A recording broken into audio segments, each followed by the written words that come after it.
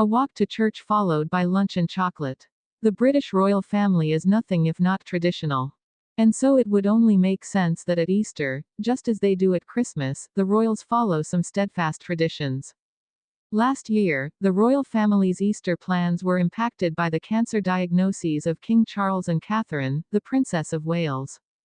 With Kate now in remission from cancer, and Charles soldiering on despite ongoing treatment, let's look at how the royal family will celebrate Easter 2025. The royal family's Easter traditions begin on the Thursday before Easter when the monarch attends a royal Maundy service, where specially minted coins are handed out. The service dates back to 600 AD.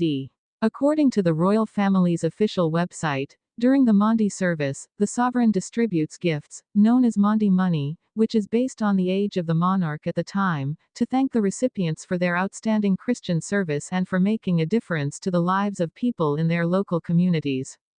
Each recipient is given 2 small leather purses, one red and one white. The first contains a small amount of ordinary coinage symbolizing the sovereign's gift for food and clothing. The second contains Maundy coins up to the value of the sovereign's age. The coins are legal tender, but recipients normally prefer to retain them as a keepsake. The coins have been much the same since 1670. The distribution of Maundy money to local pensioners commemorates Jesus washing the feet of the apostles at the Last Supper.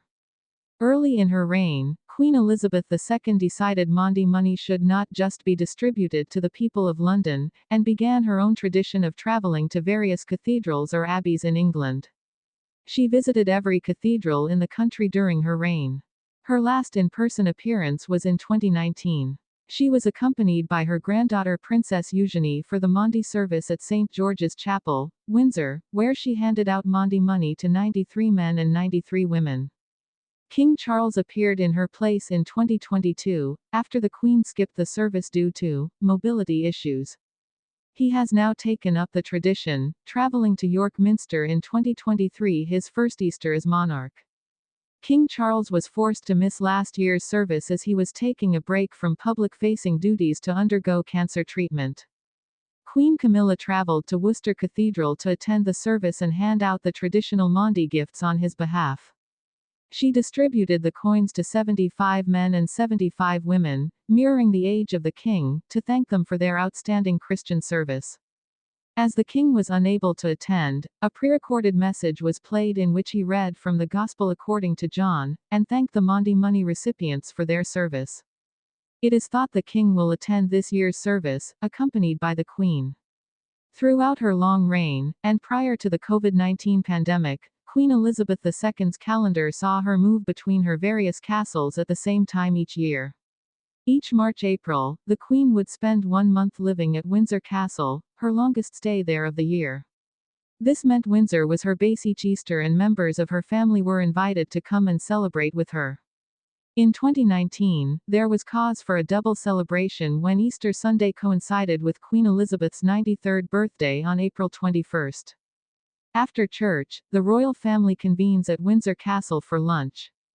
Former royal chef Darren McGrady, who was once Queen Elizabeth II's personal chef, told OK! Magazine in 2020 roast lamb was traditionally on the menu and was part of a 4-course meal with all the trimmings. We'd go straight into the main course, a traditional roast lamb with seasonal vegetables, he revealed.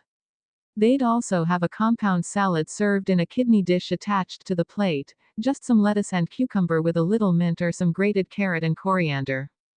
Afterwards, there is usually a cheese and fruit course, which will include Windsor cheese made at the nearby Windsor Dairy. He said the fruit course would include some of the most incredible sweet white Windsor peaches that grew on the estate when he worked there. Yes, there is chocolate.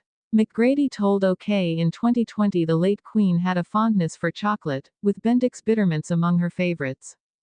A box could even be seen on a table when the Queen received Canadian Prime Minister Justin Trudeau at Windsor Castle in March 2022, 6 months before her death.